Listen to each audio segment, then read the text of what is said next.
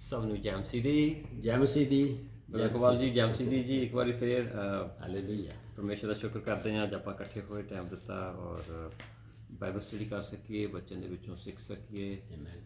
ਔਰ ਆਪਣੀ Bible study ਅੱਜ ਕੱਲ੍ਹ ਚੱਲ ਰਹੀ ਹੈ ਜੀ ਪਵਿੱਤਰ ਆਤਮਾ ਦੇ ਬਾਰੇ। ਪਵਿੱਤਰ ਆਤਮਾ ਦੇ ਟੌਪਿਕ 'ਤੇ ਸਵਾਲ ਚੱਲ ਰਹੇ ਹਨ ਜੀ। ਅਤੇ ਆਪਾਂ ਉਸ ਤੋਂ ਅੱਗੇ ਸ਼ੁਰੂ ਕਰਨ ਤੋਂ ਪਹਿਲਾਂ ਆਪਾਂ ਪੜ੍ਹਦੇ ਹਾਂ ਜੀ ਭਜਨ, ਜ਼ਬੂਰ, ਸਾਮਸ 63 ਦੀਆਂ ਪਹਿਲੀਆਂ 5 ਆਇਤਾਂ ਪੜ੍ਹਦੇ ਹਾਂ ਜੀ। ਉਹ 63 ਦੀਆਂ। ਹਾਂਜੀ, 63 ਦੀਆਂ। ਹਾਂਜੀ, ਅਤੇ ਉਸ ਦੇ ਵਿੱਚ ਇਸ ਤਰ੍ਹਾਂ ਲਿਖਿਆ ਹੈ, ਪਹਿਲੀਆਂ 5 ਆਇਤਾਂ। ਹੇ ਪਰਮੇਸ਼ਰ, ਤੂੰ ਮੇਰਾ ਪਰਮੇਸ਼ਰ ਹੈ, ਮੈਂ ਦਿਲ ਤੋਂ ਤੈਨੂੰ ਭਾਲਦਾ ਹਾਂ।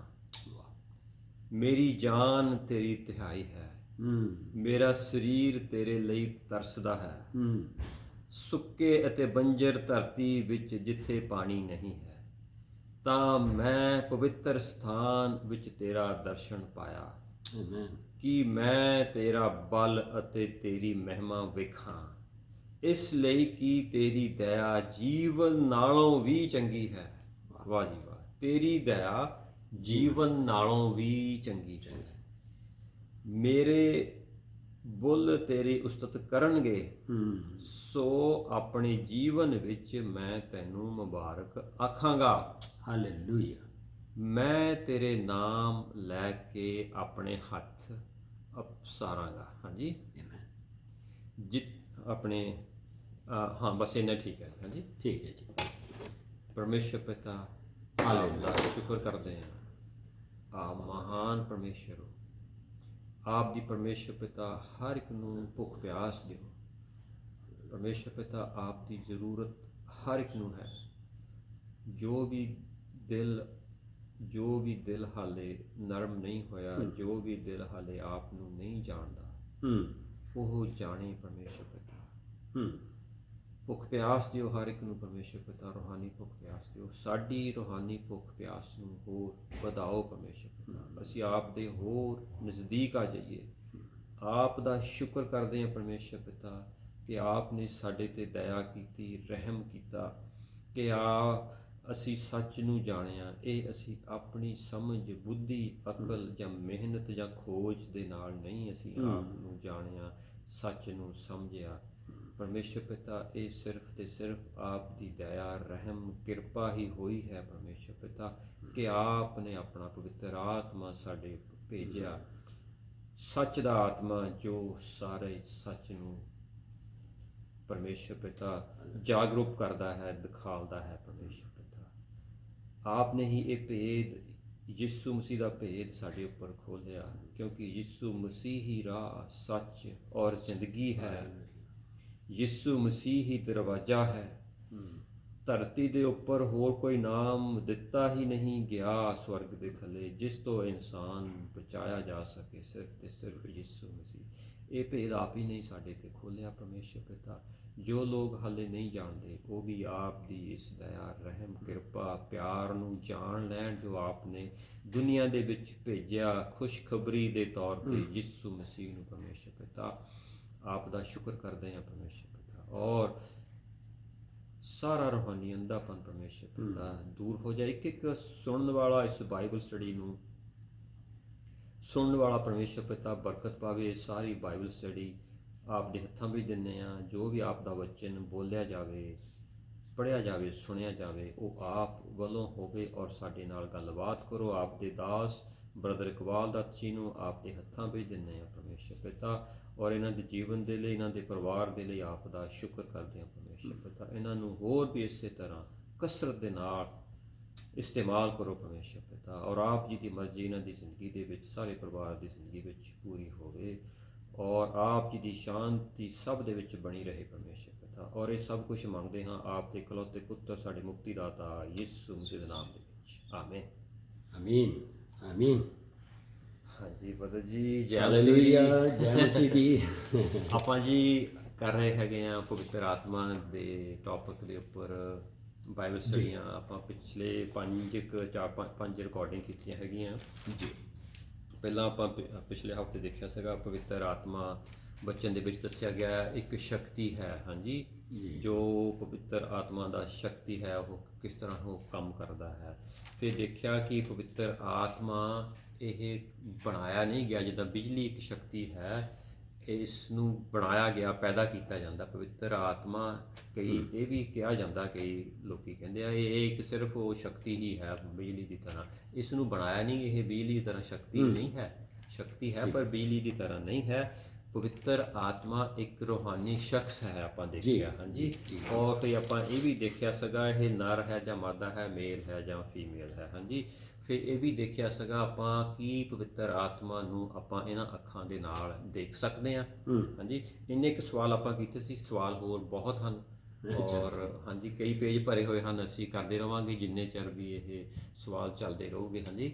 ਤੇ ਅਸੀਂ ਸੁਣਨ ਵਾਲਿਆਂ ਨੂੰ ਕਹਾਂਗੇ ਜੋ ਵੀ ਅਗਰ ਤੁਹਾਡੇ ਮਨ ਦੇ ਵਿੱਚ ਕੋਈ ਵੀ ਸਵਾਲ ਹੋਵੇ, ਖਾਸ ਤੌਰ 'ਤੇ ਪਵਿੱਤਰ ਆਤਮਾ ਦੇ ਬਾਰੇ, ਕਿਉਂਕਿ ਪਵਿੱਤਰ ਆਤਮਾ ਦੇ ਟੌਪਿਕ ਚੱਲ ਰਹੇ ਹਨ ਇਹਨਾਂ ਦਿਨਾਂ ਦੇ ਵਿੱਚ, ਅਸੀਂ ਕਰ ਰਹੇ ਹੈਗੇ ਹਾਂ, ਤਾਂ ਤੁਸੀਂ ਸਾਨੂੰ ਸਵਾਲ ਭੇਜ ਸਕਦੇ ਹੋ ਔਰ ਜਿਹੜੇ ਸਵਾਲ ਤੁਹਾਡੇ ਆਉਗੇ ਅਸੀਂ ਉਹਨਾਂ ਦਾ ਪੂਰੀ ਕੋਸ਼ਿਸ਼ ਕਰਾਂਗੇ ਕਿ ਪਰਮੇਸ਼ਰ ਪਵਿੱਤਰ ਆਤਮਾ ਜੋ ਵਚਨ ਦਾ ਲਿਖਾਰੀ ਹੈ ਉਹ ਹੀ ਵਚਨ ਦੇ ਵਿੱਚੋਂ ਹੀ ਜਵਾਬ ਦੇਵੇਗਾ ਔਰ ਸਾਨੂੰ ਗਾਈਡ ਕਰੇਗਾ, ਬ੍ਰਦਰ ਇਕਬਾਲ ਜੀ ਨੂੰ।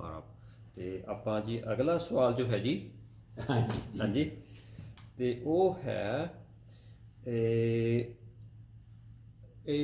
ਕੀ ਪਵਿੱਤਰ ਆਤਮਾ ਪਰਮੇਸ਼ਰ ਹੈ? ਪਰਮੇਸ਼ਰ ਰੱਬ ਕੀ ਹੈ? ਪਹਿਲਾਂ ਤਾਂ ਵੀ ਦੇਖ ਲੈਂਦੇ ਹਾਂ ਜੀ, ਪਹਿਲਾਂ ਇਹ ਦੇਖ ਲਈਏ ਜੀ, ਹਾਂਜੀ ਦੇਖ ਲਓ ਰੱਬ ਕੀ ਹੈ, ਕੌਣ ਹੈ, ਹਾਂਜੀ, ਇਹ ਦੇਖਦੇ ਹਾਂ, ਹਾਂਜੀ। ਫਿਰ ਦੇਖਦੇ ਹੈਗੇ ਪਵਿੱਤਰ ਆਤਮਾ ਦੇ ਬਾਰੇ, ਯਾਨੀ ਤੁਸੀਂ ਕਹਿ ਰਹੇ ਹੋ ਜਿਸ ਤਰ੍ਹਾਂ ਗੋਡ, ਹਾਂਜੀ, ਗੋਡ, ਅੱਛਾ, ਹਾਂਜੀ, ਪਹਿਲਾਂ ਇਹ ਦੇਖਦੇ ਹਾਂ, ਹਾਂਜੀ। Hallelujah, hallelujah. ਇਹ ਬੜਾ ਜ਼ਰੂਰੀ ਹੈ ਕਿ ਗੋਡ ਜਿਹਨੂੰ ਅਸੀਂ ਜਿਹਦੇ ਅੱਗੇ ਪ੍ਰਾਰਥਨਾ ਕਰਨੇ ਆ ਜਾਂ ਅਸੀਂ ਵਿਸ਼ਵਾਸ ਰੱਖਣੇ ਆ, ਕੋਈ ਤੇ ਹੈ ਜਿਹਨੇ ਇਹ ਸਾਰਾ ਕੁਝ ਰਚਿਆ, ਠੀਕ ਹੈ ਨਾ, ਬਿਲਕੁਲ। ਤੇ ਕਈ ਲੋਕ ਇਹ ਵੀ ਨੇ ਜਿਹੜੇ ਏਥੀਅਸ ਨੇ, ਦੈਰੀਏ ਲੋਕ ਨੇ, ਕੀ ਉਹਨੂੰ ਕਹਿੰਦੇ, ਨਾਸਤਿਕ, ਹਾਂਜੀ, ਉਹ ਕਹਿੰਦੇ ਨੇ ਹੈ ਹੀ ਨਹੀਂ ਰੱਬ, ਠੀਕ ਹੈ। ਸੋ ਰੱਬ ਜਾਂ ਖੁਦਾ ਇਹਦੀ ਨਾ ਕੋਈ ਸ਼ੁਰੂਆਤ ਹੈ ਤੇ ਨਾ ਕੋਈ ਅੰਤ ਹੈਗਾ। ਹੁਣ ਇਹਦੇ ਅਸੀਂ ਬਾਈਬਲ ਦੇ ਵਿੱਚੋਂ ਸਾਨੂੰ, ਚੂੰਕਿ ਇਹ ਬਾਈਬਲ ਦਾ ਹੀ ਰੱਬ ਹੈਗਾ, ਬਾਈਬਲ ਦਾ ਹੀ ਗੋਡ ਹੈ, ਸੋ ਬਾਈਬਲ ਇਹਦੇ ਮੁਤਲਕ ਸਾਨੂੰ ਕੀ ਦੱਸਦੀ ਹੈ? ਦੇਖੋ ਨਾ, ਕੋਈ ਸੋ ਚਲੋ ਬਾਈਬਲ ਦੇ ਵਿੱਚੋਂ ਅਸੀਂ ਦੇਖ ਲੈਂਦੇ ਹਾਂ, ਠੀਕ ਹੈ, ਕਿ ਬਾਈਬਲ ਇਹਦੇ ਮੁਤਲਕ ਕੀ ਕਹਿ ਰਹੀ ਹੈ ਕਿ ਬਈ ਖੁਦਾ ਜਿਹੜਾ ਹੈ, ਐਕਚੁਅਲੀ ਦੇਖੋ ਜਿਹੜੇ ਤੇ ਵਿਸ਼ਵਾਸ ਰੱਖਦੇ ਨੇ, ਪਹਿਲੀ ਤਾਂ ਇਹ ਗੱਲ ਹੈ ਕਿ ਬਾਈਬਲ ਦੇ ਵਿੱਚ ਇਹ ਫੈਸਲਾ ਕਰ ਲਈਏ, ਕਈ ਤੇ ਮੰਨਦੇ ਨੇ ਕਿ ਹੈਗਾ ਕੋਈ, ਉਹ ਤੇ ਚਲੋ ਬਾਈਬਲ ਦੇ ਵਿੱਚ, ਤੇ ਕਈ ਨਹੀਂ ਵੀ ਮੰਨਦੇ, ਜਿਸ ਤਰ੍ਹਾਂ ਪਹਿਲਾ ਕਰੰਥੀਆਂ 2:14 ਆਇਤ ਦੇ ਵਿੱਚ ਲਿਖਦੇ ਜਾਓ, ਤੇ ਭਜਨ, ਸਾਮਸ, ਜ਼ਬੂਰ 14 ਦੀ ਪਹਿਲੀ ਆਇਤ, ਇਹਦੇ ਮੁਤਾਬਿਕ ਕੁਝ ਲੋਕ ਇਹ ਵੀ ਨੇ, ਤੇ ਪਹਿਲੇ ਤੇ ਇਹਨਾਂ ਨੂੰ ਇਹ ਪੜ੍ਹ ਦਿਓ ਜਿਹੜੇ ਕਹਿੰਦੇ ਨੇ ਹੈਗਾ ਹੀ ਨਹੀਂ ਰੱਬ, ਠੀਕ ਹੈ, ਹਾਂਜੀ। ਫਿਰ ਅਸੀਂ ਉਸ ਪਾਸੇ ਆ ਜਾਵਾਂਗੇ ਜੀ, ਹਾਂਜੀ। ਆਪਾਂ ਪੜ੍ਹ ਲਿਆ ਜੀ ਭਜਨ ਜ਼ਬੂਰ 14 ਦੀ ਪਹਿਲੀ ਪੜ੍ਹ ਲਈ ਜੀ, ਕਿਉਂਕਿ ਖੁੱਲ੍ਹਿਆ ਸੀਗਾ, ਤੇ ਇਹਦੇ ਵਿੱਚ ਲਿਖਿਆ ਹੈ ਭਜਨ ਜ਼ਬੂਰ 14 ਦੀ ਪਹਿਲੀ, ਹਾਲੇਲੂਇਆ। ਮੂਰਖ ਨੇ ਆਪਣੇ ਮਨ ਵਿੱਚ ਆਖਿਆ ਹੈ ਭਈ ਪਰਮੇਸ਼ਰ ਹੈ ਹੀ ਨਹੀਂ, ਠੀਕ ਹੈ, ਹਾਂ, ਉਹ ਵਿਗੜ ਗਏ ਹਨ, ਉਹਨਾਂ ਦੇ ਘਿਨਾਉਣੇ ਕੰਮ ਕੀਤੇ ਹਨ, ਭਲਾ ਕਰਨ ਵਾਲਾ ਕੋਈ ਨਹੀਂ, ਹਾਂਜੀ, ਭਲਾ ਚੰਗਾ ਕੰਮ ਕਰਨ ਵਾਲਾ ਕੋਈ ਵੀ ਨਹੀਂ, ਹਾਂਜੀ। ਸੋ ਮੂਰਖ ਜਿਹੜਾ ਹੈਗਾ, ਫੁਲਿਸ਼ ਮੈਨ ਜਾਂ ਐਮਕ ਨੇ ਕਿਹਾ ਗੋਡ ਹੀ ਕੋਈ ਨਹੀਂ, ਬਸ ਉਹਨੇ ਤੇ ਕਹਾਣੀ ਮੁਕਾ ਦਿੱਤੀ। ਫਿਰ ਦੂਸਰਾ ਹਵਾਲਾ ਪਹਿਲਾ ਕਰੰਥੀਆਂ 2:14 ਸੀ, ਹਾਂਜੀ, ਉਹ ਵੀ ਦੇਖੋ, ਹਾਂਜੀ। ਤੇ ਆਪਾਂ ਪੜ੍ਹਦੇ ਹਾਂ ਜੀ ਪਹਿਲਾ ਕਰੰਥੀਆਂ 2:14। ਅਗਰ 13 ਪੜ੍ਹੋਗੇ ਨਾ ਜੀ, ਉਹਦੇ ਵਿੱਚ ਤੇ ਜਿਹੜੇ ਵਿਸ਼ਵਾਸ ਜਿਨ੍ਹਾਂ ਦਾ ਹੈਗਾ ਕੋਈ ਹੈ, ਉਹ ਚੂੰਕਿ ਪ੍ਰੋਬਲਮ ਇਹ ਹੋਈ ਏ ਹੁੰਦੀ ਹੈ ਇਹੋ ਜਿਹੇ ਲੋਕਾਂ ਦੀ ਕਿ ਉਹ ਫਿਜ਼ੀਕ ਤੋਂ ਚੱਲਦੇ ਨੇ, ਮਤਲਬ ਉਹ ਜਿਸ ਤਰ੍ਹਾਂ ਸਾਡਾ ਸਰੀਰ ਹੈ, ਚੂੰਕਿ ਜਿਹੜੀ ਚੀਜ਼ ਨਜ਼ਰ ਨਹੀਂ ਆ ਰਹੀ, ਜਿਹਨੂੰ ਆਪਾਂ ਛੂ ਨਹੀਂ ਸਕਦੇ, ਜਾਂ ਅਸੀਂ ਫਿਰ ਕਹਿੰਦੇ ਕੋਈ ਚੀਜ਼ ਹੈ ਨਹੀਂ ਚੂੰਕਿ ਨਜ਼ਰ ਨਹੀਂ ਆ ਰਹੀ। ਸੋ ਲਿਹਾਜ਼ਾ ਉੱਥੇ ਜਦੋਂ ਗੋਡ ਨੂੰ ਬਿਆਨ ਕਰਨਾ ਹੈ, ਉਸ ਗੋਡ ਨੂੰ ਬਿਆਨ ਕਰਨਾ ਹੈ ਜਿਹੜਾ ਵਚਨ ਦਾ ਗੋਡ ਹੈਗਾ, ਬਾਈਬਲ ਦਾ ਗੋਡ ਹੈ, ਤੇ ਉਹਨੂੰ ਬਿਆਨ ਕਰਨ ਲਈ ਉਹ ਚੂੰਕਿ ਉਹ ਤੇ ਕਹਿੰਦੇ ਨੇ ਇਹ ਜਿਹੜੀ ਚੀਜ਼ਾਂ ਨਜ਼ਰ ਆ ਰਹੀਆਂ ਨੇ ਇਹ ਨੇ, ਚਲੋ ਇਹਦੇ ਤੇ ਵੀ ਆ ਜਾਂਦੇ ਆ। ਪਰ 13 ਤੇ 14 ਪੜ੍ਹ ਦਿਓ ਪਲੀਜ਼। ਹਾਂਜੀ, ਪਹਿਲਾ ਕਰੰਥੀਆਂ 2:13-14 ਵਿੱਚ ਇਸ ਤਰ੍ਹਾਂ ਲਿਖਿਆ ਹੈ ਜੀ, ਤੇ ਅਸੀਂ ਇਸ ਗੱਲ ਨੂੰ ਮਾਨਸ ਗਿਆਨ ਦੀਆਂ ਦੱਸਿਆ ਹੋਇਆ ਸ਼ਬਦਾਂ ਨਾਲ ਨਹੀਂ, ਸਗੋਂ ਆਤਮਾ ਦੀਆਂ ਦੱਸੀਆਂ ਹੋਈਆਂ ਸ਼ਬਦਾਂ ਨਾਲ, ਅਰਥਾਤ ਆਤਮਿਕ ਗੱਲਾਂ ਆਤਮਿਕ ਮਨੁੱਖਾਂ ਨੂੰ ਦੱਸਦੇ ਹਾਂ। ਹਾਂਜੀ, ਪਰ ਪ੍ਰਾਣਿਕ ਮਨੁੱਖ ਪਰਮੇਸ਼ਰ ਦੇ ਆਤਮਾ ਦੀਆਂ ਗੱਲਾਂ ਨੂੰ ਕਬੂਲ ਨਹੀਂ ਕਰਦਾ, ਕਿਉਂ ਜੋ ਉਹ ਉਸ ਤੇ ਲੇਖੇ ਮੂਰਖਤਾਈ ਹਨ ਅਤੇ ਉਹ ਉਹਨਾਂ ਨੂੰ ਨਹੀਂ ਜਾਣ ਸਕਦਾ, ਇਸ ਲਈ ਜੋ ਆਤਮਿਕ ਰੀਤ ਨਾਲ ਉਹਨਾਂ ਨੂੰ ਜਾਂਚ ਕਰੀਦੀ ਹੈ। ਹਾਂਜੀ, ਸੋ ਇਹਦਾ ਬਾਈਬਲ ਦਾ ਇਹ ਫੈਸਲਾ ਹੈ ਫਿਰ ਜਿਹੜਾ ਨਹੀਂ ਮੰਨਦਾ ਉਹਦੇ ਅੰਦਰ ਇੱਕ ਹਨੇਰਾ ਵੇ, ਇੱਕ ਰੂਹਾਨੀ ਅੰਧਾਪਨ ਹੈ। ਹਾਂ, ਉਹ ਜਿੰਨੀ ਦੇਰ ਤੱਕ ਉਹ ਦੂਰ ਨਾ ਹੋਵੇ ਤੇ ਉਹ ਨਹੀਂ ਦੇਖ ਸਕਦਾ, ਕਿਉਂਕਿ ਦੇਖੋ ਹੁਣ ਰੱਬ ਦੇ ਮੁਤਲਕ ਤੇ ਬਾਈਬਲ ਹੀ ਦੱਸ ਸਕਦੀ ਹੈ ਕਿ ਰੱਬ ਕੀ ਹੈ। ਠੀਕ ਹੈ, ਇਸੇ ਵਿੱਚ ਅਗਰ ਤੁਸੀਂ 10ਵੀਂ ਤੇ 11ਵੀਂ ਆਇਤ ਅਗਰ ਤੁਸੀਂ ਦੇਖੋ ਨਾ, ਤੇ ਉਹਦੇ ਵਿੱਚ ਲਿਖਿਆ ਹੈ ਕਿ ਪਵਿੱਤਰ ਆਤਮਾ ਜਿਹੜਾ ਹੈ ਨਾ, ਉਹ ਰੱਬ ਦੀਆਂ ਗੱਲਾਂ ਦੱਸਣ ਵਾਲਾ ਤੇ ਉਹੀ ਹੈ, ਪਰਮਾਤਮਾ ਜਿਹਦੇ ਮੁਤਲਕ ਹੁਣ ਚੱਲ ਰਹੇ ਹਾਂ। ਸੋ ਉਹ ਵੀ 1-2 ਵਰਸਿਸ ਪੜ੍ਹ ਦਿਓ। ਹਾਂਜੀ, ਇਸੇ ਦੀਆਂ ਹੀ ਪਹਿਲਾ ਕਰੰਥੀਆਂ 2 ਦੀ 10 ਤੇ 11। ਠੀਕ ਹੈ ਜੀ। ਹਾਂਜੀ, ਸੋ ਫਿਰ ਅਗਾਂਹ ਚੱਲਨੇ ਆ ਕਿ ਇਹ ਪਵਿੱਤਰ ਆਤਮਾ ਵੀ ਤੇ ਨਜ਼ਰ ਨਹੀਂ ਆਉਂਦਾ ਨਾ, ਹੈ ਨਾ। ਹਾਂਜੀ, ਆ ਵੀ ਸਕਦਾ ਨਹੀਂ ਵੀ ਆਉਂਦਾ, ਪਿਛਲੀ ਵਾਲੀ ਸਟੱਡੀ ਕਰਕੇ ਇਹਨੂੰ ਜ਼ਰਾ ਬਿਆਨ ਕਰ ਲਈਏ, ਹਾਂਜੀ, ਖੋਲ ਦਈਏ ਇਸ ਗੱਲ ਨੂੰ, ਫਿਰ ਇਹਦੇ ਤੇ ਮਜ਼ੀਦ ਗੱਲ ਕਰ ਲੈਂਦੇ। ਠੀਕ ਹੈ ਜੀ। ਪਹਿਲਾ ਕਰੰਥੀਆਂ 2 ਦੀ 10 ਤੋਂ 11 ਵਿੱਚ ਇਸ ਤਰ੍ਹਾਂ ਲਿਖਿਆ ਹੈ, ਉਹਨਾਂ ਨੂੰ ਪਰਮੇਸ਼ਰ ਨੇ ਆਤਮਾ ਦੇ ਦੁਆਰਾ ਸਾਡੇ ਉੱਤੇ ਪ੍ਰਗਟ ਕੀਤਾ। ਹਾਂਜੀ, ਕਿਉਂ ਜੋ ਆਤਮਾ ਸਾਰੀਆਂ ਵਸਤਾਂ ਦੀ ਸਗੋਂ ਪਰਮੇਸ਼ਰ ਦੀਆਂ ਡੂੰਘੀਆਂ ਵਸਤਾਂ ਦੀ ਜਾਂਚ ਕਰਦਾ ਹੈ। ਪਵਿੱਤਰ ਆਤਮਾ ਦੀ ਗੱਲ ਹੋ ਰਹੀ ਹੈ। ਹਾਂਜੀ, ਹਾਂਜੀ। ਅਤੇ ਮਨੁੱਖ ਨੇ ਆਤਮਾ ਤੋਂ ਬਿਨਾਂ, ਮਨੁੱਖ ਦੀ ਆਤਮਾ ਜਿਹੜੀ ਹੈ, ਮਨੁੱਖਾਂ ਦੇ ਆਤਮਾ ਤੋਂ ਬਿਨਾਂ ਜੋ ਉਹਨਾਂ ਦੇ ਅੰਦਰ ਹੈ, ਮਨੁੱਖਾਂ ਵਿੱਚੋਂ ਮਨੁੱਖਾਂ ਦੀਆਂ ਗੱਲਾਂ ਕੌਣ ਜਾਣਦਾ ਹੈ। ਇਵੇਂ ਹੀ ਇਸੇ ਪ੍ਰਕਾਰ ਪਰਮੇਸ਼ਰ ਦੇ ਆਤਮਾ ਤੋਂ ਬਿਨਾਂ ਪਰਮੇਸ਼ਰ ਦੀਆਂ ਗੱਲਾਂ ਕੋਈ ਨਹੀਂ ਜਾਣ ਸਕਦਾ। ਗੱਲ ਮੁੱਕ ਗਈ। ਹਾਂ, ਸੋ ਇਹਦਾ ਮਤਲਬ ਹੈ ਯਹੂਨਾ, ਸੰਤ ਯਹੂਨਾ, ਜੌਨ ਚੈਪਟਰ 6 ਵਰਸ 63 ਦੇ ਵਿੱਚ, ਯਾਨੀ ਯਹੂਨਾ 6 ਦੀ 63 ਦੇ ਵਿੱਚ ਲਿਖਿਆ ਹੈ, ਪ੍ਰਭੂ ਯਿਸੂ ਕਹਿੰਦੇ ਨੇ ਮੇਰੀਆਂ ਗੱਲਾਂ ਆਤਮਿਕ ਨੇ, ਮੇਰੀਆਂ ਗੱਲਾਂ ਰੂਹ ਨੇ, ਤੇ ਹਮੇਸ਼ਾ ਦੀ ਜ਼ਿੰਦਗੀ, ਸਰੀਰ ਤੋਂ ਕੋਈ ਫਾਇਦਾ ਨਹੀਂ। ਯਾਨੀ ਕਿ ਪ੍ਰਭੂ ਯਿਸੂ ਦੀਆਂ ਗੱਲਾਂ ਕੀ ਨੇ? ਆਹ 66 ਕਿਤਾਬਾਂ ਨੇ। ਠੀਕ ਹੈ। ਸੋ ਇੱਕ ਗੱਲ ਬੜੀ ਪੱਕੀ ਹੈ, ਜਿਹੜਾ ਜਾਣਨਾ ਚਾਹੁੰਦੇ ਨੇ ਇਹ ਰੱਬ ਦੇ ਮੁਤਲਕ, ਉਹ ਤੇ ਰੂਹ ਨੇ। ਹੁਣ ਅਸੀਂ 2 ਕਿਸਮ ਦੇ ਇਨਸਾਨ ਇਸ ਦੁਨੀਆ 'ਚ ਹਾਂ।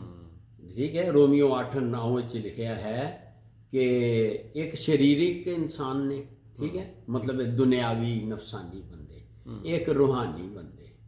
ਹੁਣ ਉਹੀ ਬੰਦਾ ਜਿਹੜਾ ਦੁਨਿਆਵੀ ਹੁੰਦਾ ਹੈ, ਜਦੋਂ ਪ੍ਰਭੂ ਯਿਸੂ ਮਸੀਹ ਨੂੰ ਆਪਣਾ ਮੁਕਤੀਦਾਤਾ ਗ੍ਰਹਿਣ ਕਰ ਲੈਂਦਾ ਹੈ ਜਾਂ ਸ਼ਖਸੀ ਨਜਾਤ ਦੇਣ ਦਾ ਕਬੂਲ ਕਰ ਲੈਂਦਾ ਹੈ, ਉਹ ਰੂਹਾਨੀ ਬਣ ਜਾਂਦਾ ਹੈ। ਸੋ ਆਇਤ ਦੇ ਵਿੱਚ ਲਿਖਿਆ ਹੈ ਕਿ ਤੁਸੀਂ ਹੁਣ ਸਰੀਰਿਕ ਨਹੀਂ, ਨਫਸਾਨੀ ਨਹੀਂ, ਬਲਕਿ ਆਤਮਕ ਔਰ ਰੂਹਾਨੀ ਹੋ। ਕੰਡੀਸ਼ਨ ਕੀ ਹੈ? ਬਸ਼ਰਤੇ ਕਿ ਪਰਮੇਸ਼ਵਰ ਦਾ ਆਤਮਾ ਤੁਹਾਡੇ ਅੰਦਰ ਵਾਸ ਕਰਦਾ ਹੈ। ਠੀਕ ਹੈ ਜੀ।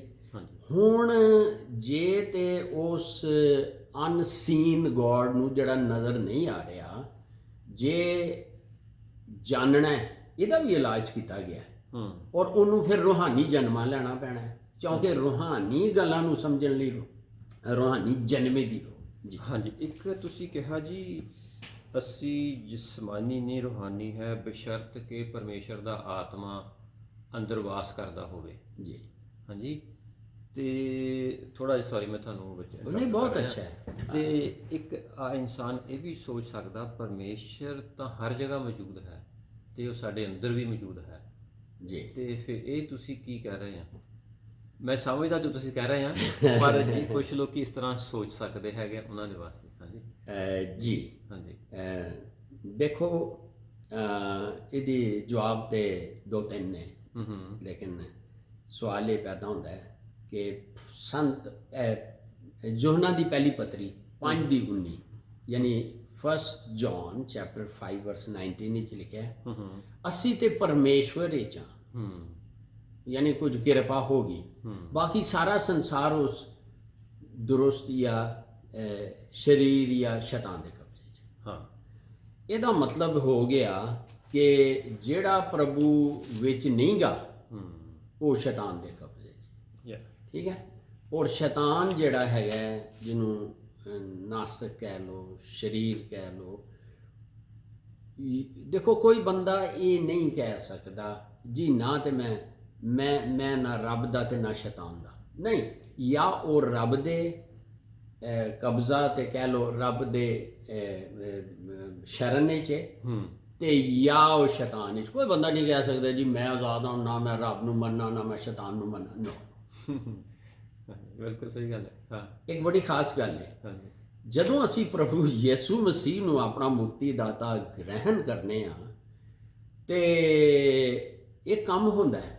ਕੰਮ ਇਹ ਹੁੰਦਾ ਹੈ ਕਿ ਜਿਉਂ ਹੀ ਅਸੀਂ ਪਛਤਾਪ ਕਰਨੇ ਆ, ਪਾਪਾਂ ਦਾ ਪਛਤਾਪ ਕਰਦੇ। ਹਾਂਜੀ, ਰੋਮੀਓ 10:9 ਤੇ 10 ਆਇਤ ਦੇ ਮੁਤਾਬਿਕ। ਹੁਣ ਟਾਈਮ ਨਹੀਂ ਇੰਨਾ ਕਿ ਸਾਰੀਆਂ ਵਰਸਸ, ਲੇਕਿਨ ਜਦੋਂ ਹੀ ਅਸੀਂ ਇਹ ਇਕਰਾਰ ਕਰਨੇ ਮੈਂ ਪਾਪੀ, ਪ੍ਰਭੂ ਪਿਤਾ ਜੀ ਤੂੰ ਆਪਣੇ ਪੁੱਤਰ ਯਿਸੂ ਨੂੰ ਘੱਲਿਆ, ਉਹ ਮੇਰੇ ਪਾਪ ਚੁੱਕ ਕੇ ਚਲਾ ਗਿਆ, ਅੱਜ ਤੋਂ ਬਾਅਦ ਮੈਂ ਆਪਣੇ ਪਾਪਾਂ ਦਾ ਪਛਤਾਪ ਕਰਨਾ ਤੇ ਪ੍ਰਭੂ ਯਿਸੂ ਨੂੰ ਆਪਣਾ ਮੁਕਤੀ ਦਾਤਾ ਗ੍ਰਹਿਣ ਕਰਨਾ, ਤੇ ਉਦੋਂ ਹੀ ਉਦੋਂ ਇਹ ਕੰਮ ਹੁੰਦਾ ਹੈ ਕਿ ਉਹ ਜਿਹਦੇ ਕਬਜ਼ੇ 'ਚ ਅਸੀਂ ਹੁੰਨੇ ਆ ਉਹ ਸਾਡੇ ਵਿੱਚੋਂ ਨਿਕਲ ਜਾਂਦਾ ਹੈ। ਬਾਈ ਜੀ, ਕਦੀ ਕਿਸੇ ਨੇ ਕਿਸੇ ਨੂੰ ਪੁੱਛਿਆ ਯਾਰ ਤੂੰ ਕਦੀ ਕੋਈ ਭੈੜੀ ਆਤਮਾ ਕੱਢੀ ਹੈ?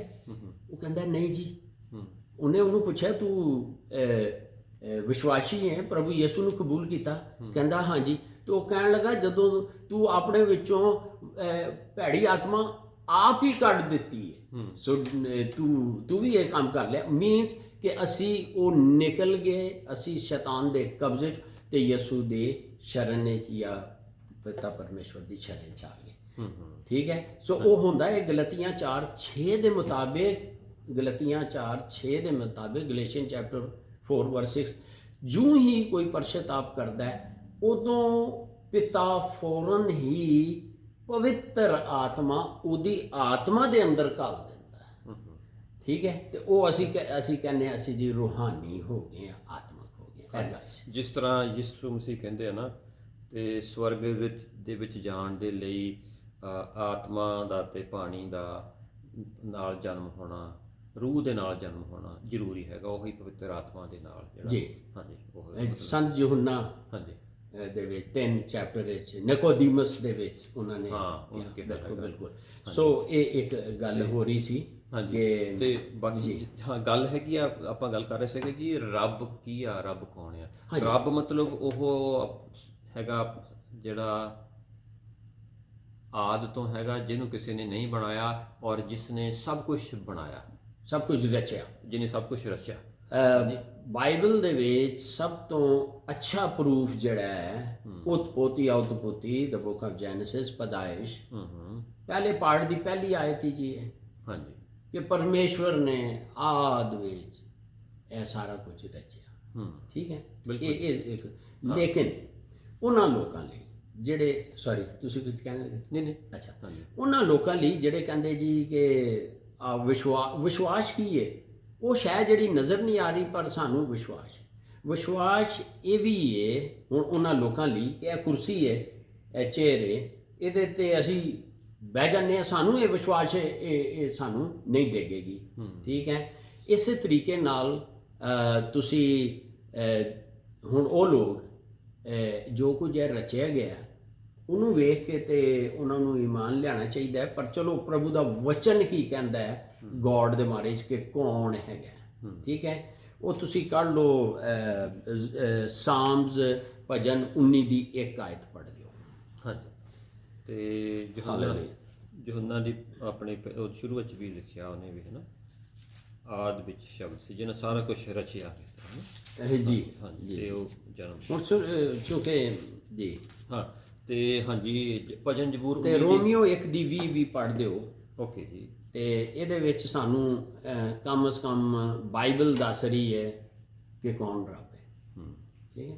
ਹਾਂਜੀ, ਤੇ ਸਾਮਜ਼ ਭਜਨ ਜ਼ਬੂਰ 19 ਦੀ 1 ਦੇ ਵਿੱਚ ਇਹ ਲਿਖਿਆ ਹੈਗਾ, ਆਕਾਸ਼ ਪਰਮੇਸ਼ਰ ਦੀ ਮਹਿਮਾ ਦਾ ਵਰਣਨ ਕਰਦਾ ਹੈ ਅਤੇ ਅੰਬਰ ਉਸ ਦੀ ਦਸਤਕਾਰੀ ਵਿਖਾਲਦਾ ਹੈ।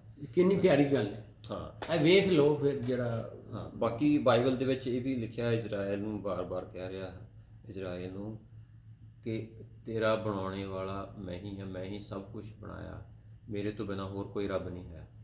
ਜੀ ਹਾਂ, ਉਹ ਫਿਰ ਅੱਗੇ ਅਸੀਂ ਇਸ ਗੱਲ ਨੂੰ ਦੇਖਨੇ ਆ। ਹਾਂਜੀ। ਸੋ ਦੂਸਰਾ ਇਹ ਸੀ ਕਿ ਇਹ ਜਿਹੜਾ ਪਹਿਲੇ ਇਹ ਸ੍ਰਿਸ਼ਟੀ ਨੂੰ ਦੇਖ ਲਓ ਨਾ, ਰੋਮੀਓ 1 ਦੀ 20 ਹੈ ਨਾ। ਹਾਂ, ਰੋਮੀਓ 1 ਦੀ 20 ਦੇ ਵਿੱਚ ਇਸ ਤਰ੍ਹਾਂ ਲਿਖਿਆ ਹੈ ਜੀ, ਕਿਉਂਕਿ ਜਗਤ ਦੇ ਉਤਪਨ ਹੋਣ ਤੋਂ ਉਹ ਦਾ ਅਣਡਿੱਠਾ ਸੁਭਾਅ ਅਰਥਾਤ ਉਸ ਦੀ ਅਨਾਦੀ ਸਮਰੱਥਾ ਅਤੇ ਈਸ਼ਵਰਤਾਈ ਉਸ ਦੀ ਰਚਨਾ ਤੋਂ ਚੰਗੀ ਤਰ੍ਹਾਂ ਦਿਸ ਪੈਂਦੀ ਹੈ। ਹਾਂਜੀ, ਇਸ ਕਰਕੇ ਉਹਨਾਂ ਦੇ ਲਈ ਕੋਈ ਉਜਰ ਨਹੀਂ ਹੈ। ਹਾਂ, ਠੀਕ ਹੈ। ਹਾਂਜੀ, ਤੇ ਇਹ ਰੱਬ ਉਹੀ ਹੈ ਜਿਹਨੇ ਸਾਨੂੰ ਰਚਿਆ। ਬਹੁਤ ਸਾਰੀਆਂ ਮਿਸਾਲਾਂ ਨੇ ਜੀ ਇਹਦੀਆਂ, ਅਸੀਂ ਆਪਾਂ ਦੇ ਸਕਨੇ ਹਾਂ ਕਿ ਦੇਖੋ ਨਾ, ਪਹਿਲੀ ਤਾਂ ਇਹ ਗੱਲ ਹੈ ਕਿ ਜ਼ਿੰਦਗੀ ਉਹ ਹੀ ਦੇ ਸਕਦਾ ਹੈ। ਜ਼ਿੰਦਗੀ ਹੁਣ ਦੇਖੋ ਨਾ, ਇਹ ਜਿਸ ਤਰ੍ਹਾਂ ਕੋਈ ਚੀਜ਼ ਵੀ ਹੈ, ਹਾਂਜੀ, ਬਣੀ ਹੈ, ਇਹਦਾ ਬਣਾਉਣ ਵਾਲਾ ਤਾਂ ਕੋਈ ਹੈ ਨਾ। ਬਿਲਕੁਲ ਜੀ। ਮਤਲਬ ਅਸੀਂ ਉਦਾਹਰਨਾਂ ਦੇ ਸਕਨੇ ਹਾਂ ਬੜੀਆਂ। ਹਾਂਜੀ, ਲੇਕਿਨ ਬਾਈਬਲ ਵਿੱਚ ਤੇ ਬਹੁਤ ਸਾਰੀਆਂ ਨੇ। ਜ਼ਬੂਰ 94 ਦੀ 9 ਵਿੱਚ ਵੀ ਹੈ, ਉਹ ਜਿਹਨੇ ਕੰਨ ਦਿੱਤੇ ਨੇ ਕੀ ਉਹ ਖੁਦ ਨਹੀਂ ਸੁਣ ਸਕਦਾ। ਬਿਲਕੁਲ। ਸੋ ਇਹੋ ਜਿਹੀਆਂ ਬਹੁਤ ਹੀ ਬਾਈਬਲ ਵਿੱਚ ਮਿਸਾਲਾਂ ਨੇ ਕਿ ਭਾਈ ਜ਼ਿੰਦਗੀ ਦਾ ਜਿਹੜਾ ਸੋਰਸ ਹੈ ਜਾਂ ਸੁੰਬਾ ਜਿਹੜਾ ਨਾ, ਜ਼ਬੂਰ 34 ਵੇਖ ਲਓ, ਹੈ ਜੀ, 36 ਜ਼ਬੂਰ 36 ਦੀ 9 ਤੇ ਵੇਖੋ ਜ਼ਰਾ। ਤੇ ਉਹਦੇ ਬਾਅਦ ਦੇਖ ਲਓ ਯਹੋਨਾ 11 ਦੀ 25 ਵੇਖ ਲਓ, ਤੇ ਇਹ ਯਹੋਨਾ 14 ਦੀ 6 ਲਿਖ ਲਓ। ਇਹ ਸਾਰਾ ਕੁਝ ਤੇ ਇਹ ਦੱਸ ਰਿਹਾ ਕਿ ਰੱਬ ਜਿਹੜਾ ਹੈ ਕੌਣ ਹੈ, ਖੁਦਾ। ਹਾਂਜੀ, ਬਿਲਕੁਲ ਜੀ। ਹਾਂ, ਠੀਕ ਹੈ ਜੀ। ਦੇਖ ਲਿਆ, ਮਤਲਬ ਰੱਬ ਉਹ ਆ ਜਿਹਨੇ ਸਾਰਾ ਕੁਝ ਬਣਾਇਆ ਔਰ ਉਸ ਨੂੰ ਕਿਸੇ ਨੇ ਨਹੀਂ ਬਣਾਇਆ। ਹਾਂਜੀ, ਉਹ ਹੈ ਰੱਬ, ਉਹਨੂੰ ਕਿਸੇ ਨੇ ਰਚਿਆ, ਉਹ ਆਪ ਤੋਂ ਰਚਨਹਾਰ ਆ। ਹਾਂਜੀ, ਉਹ ਆਪ ਕਰਦਾ ਹੈ, ਠੀਕ ਹੈ।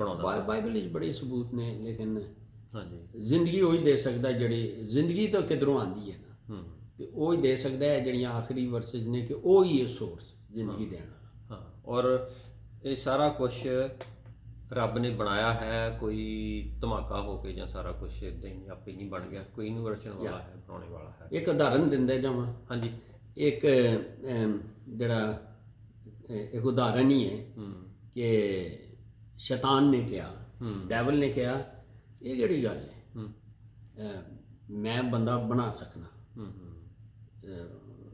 ਸੇਇੰਗ ਕਹਿ ਲਓ, ਤੇ ਰੱਬ ਨੇ ਕਿਹਾ ਬਣਾ। ਉਹਨੇ ਮਿੱਟੀ ਲਈ, ਬੰਦਾ ਬਣਾਉਣ ਲੱਗਾ, ਉਹਨੇ ਕਿਹਾ ਨਹੀਂ, ਮਿੱਟੀ ਵੀ ਆਪਣੀ ਲਿਆ। ਹੈ ਬਈ ਮਿੱਟੀ ਪਹਿਲੇ ਬਣਾ ਨਾ, ਤੂੰ ਮੇਰੀ ਬਣੀ ਹੋਈ ਮਿੱਟੀ ਨੂੰ ਹੱਥ ਪਾਣ ਡਿਆ, ਤੇ ਫਿਰ ਬੰਦਾ ਬਣਾ, ਆਪਣੀ ਮਿੱਟੀ ਲਿਆ। ਸੋ ਗੱਲ ਇਹ ਹੈ ਕਿ ਇਹ ਜੋ ਕੁਝ ਵੀ ਹੈ ਸੋਰਸ ਹੋਈ ਹੈ। ਬਿਲਕੁਲ, ਠੀਕ ਹੈ। ਔਰ ਇਹਨੂੰ ਬਣਾਉਣੇ ਵਾਲਾ ਹੈ, ਬਣਾਉਣੇ ਵਾਲਾ, ਰਚਣ ਆਪੇ ਹੀ ਸਾਰਾ ਕੁਝ ਬਣ ਗਿਆ। ਹਾਂਜੀ, ਖੁਦ ਹੀ ਆਇਆ। ਹਾਂ ਜੀ, ਠੀਕ ਹੈ।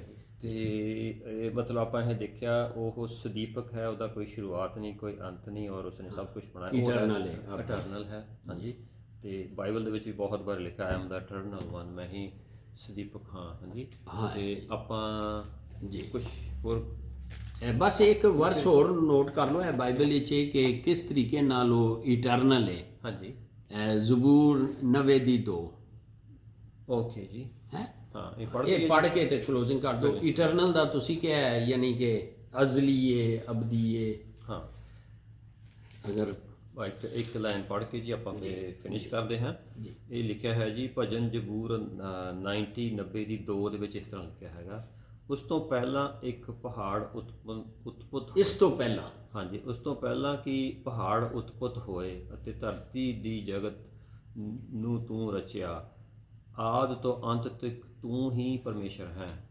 ਗੱਲ ਮੁੱਕ।